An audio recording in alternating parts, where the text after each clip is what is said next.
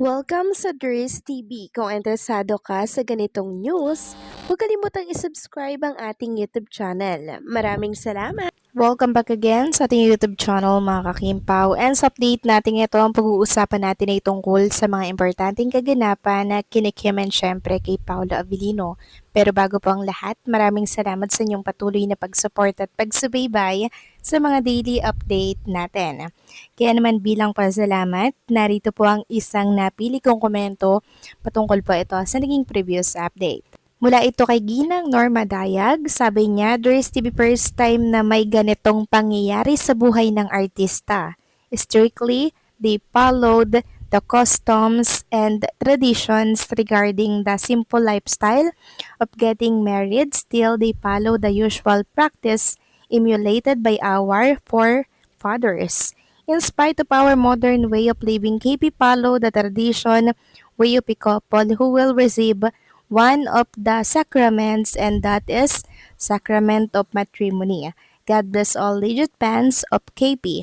Maraming salamat po sa komento, Ginang Norma Dayag. Yes, tama po kayo dyan. First time itong nangyari mga kakimpaw na para bang sinisikreto po yung mga kaganapan sa naturang event or party ni Trinita Princess. Parang katulad po ito mga kakimpaw nung nangyari kay Maine Mendoza and kay Arjo Atayde na kung saan nung time na kinasal po sila mga kakimpaw, talagang pinablock nila yung pagpo-post ng mga picture at video kuha po sa venue ng kasal nila ni Arjo dyan po sa Baguio. Yun po ay bilang pagrespeto po mga kakimpaw sa desisyon ng kinasal at hinahayaan muna nila na si Maine Mendoza and Arjo po ang maglabas ng mga detalye. So, hayaan muna natin mga kakimpaw siguro na si Kim or si Paula Avellino po ang maglabas or mag-reveal ng mga kaganapan sa party na yun. Abangan na lang natin mga kakimpaw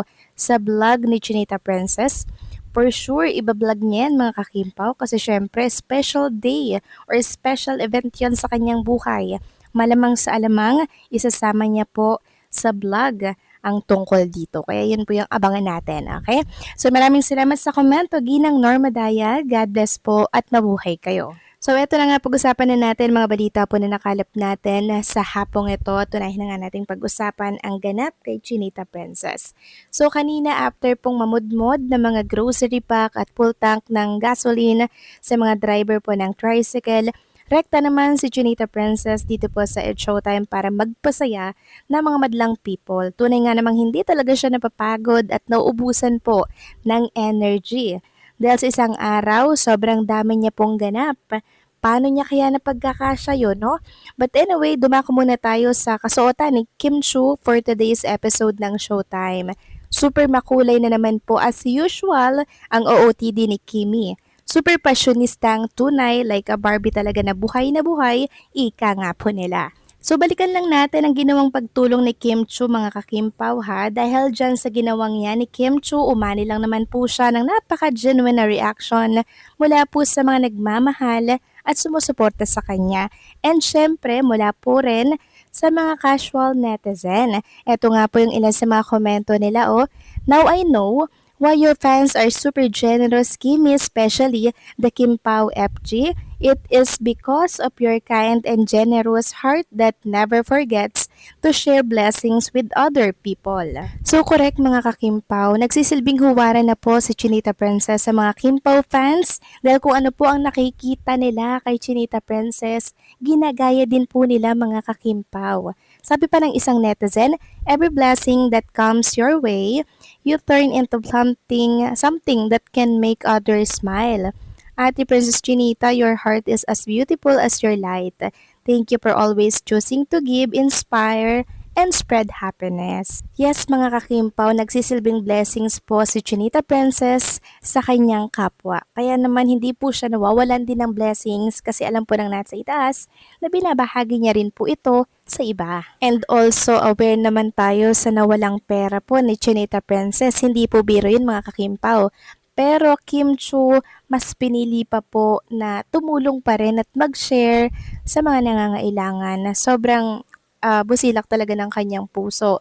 Sabi pa ng isang netizen, I thought after rehearsal, she rest and prep for their flight, but she spent the time helping the drivers. I get what Pao meant when he said she has genuine care for others.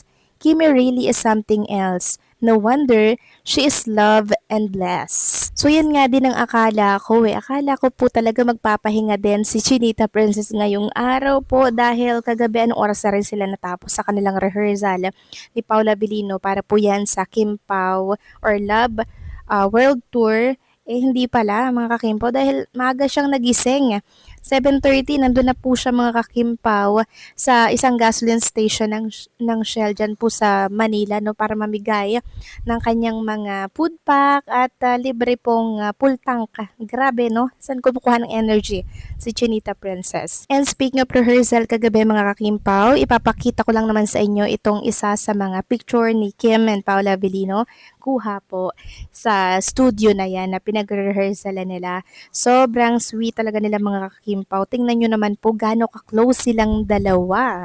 Marami nga pong nagsasabi na parang gusto na daw po nilang lumipad papunta po sa ibang bansa para lang masaksihan na personally ang performance nitong si Kim and Paula Abilino. At maging ako din mga kakimpaw, hindi na rin po ako makapag-antay sa mga pasabog na inihanda po ni Kim and Paulo para sa mga OFW natin dyan sa abroad. Samantalang next topic naman, pag-usapan naman natin ang tungkol dito kay Kuya Alan, yung bodyguard po ni Kim and ni Paula Abilino or madalas ni Chinita Princess. Marahil namimiss nyo na po si Kuya Alan mga kakimpaw, no? Isa po kasi sa mga Kimpaw fans ang nakakita po sa kanya at nakuhanan po siya ng video.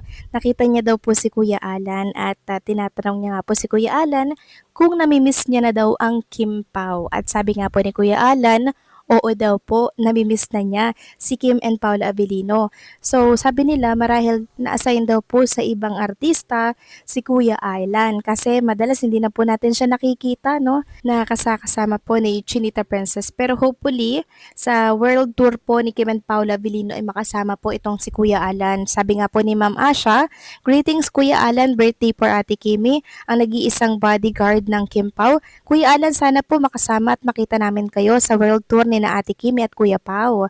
So maging si Kuya Alan din po mga kakimpaw, namimiss din po ang presensya ni Kim and Paulo. Sa ngayon po kasi parang naka-assign po siya sa ibang artista. Pero ipag-pray and hoping tayo na makakasama po siya sa world tour ni Kim and Paulo kasi pag andyan po si Kuya Alan parang protektado sa Chinita Princess and sana naman na hindi po mangyari yung nakaraan pong nangyari dyan sa ibang bansa, di ba, na airport na talaga namang dinumog si Chinita Princess, pinagkaguluhan at pinagitnaan po siya ng mga OFW dyan. So hindi po nakagalaw si Kim Cho nun. So sana no ay hindi po ganun ang mangyari sa pagsalubong nila kay Kim and Paulo dyan po sa ibang bansa. At kung hindi naman po talaga may iwasan na ganun karami yung mga fans na sasalubong sa kanila, sana may protection at paigtingin pa ang safety for Kim and Paulo. So paano mga kakimpaw, hanggang dito na lamang po ang update natin at maraming salamat po sa patuloy na pagsuporta.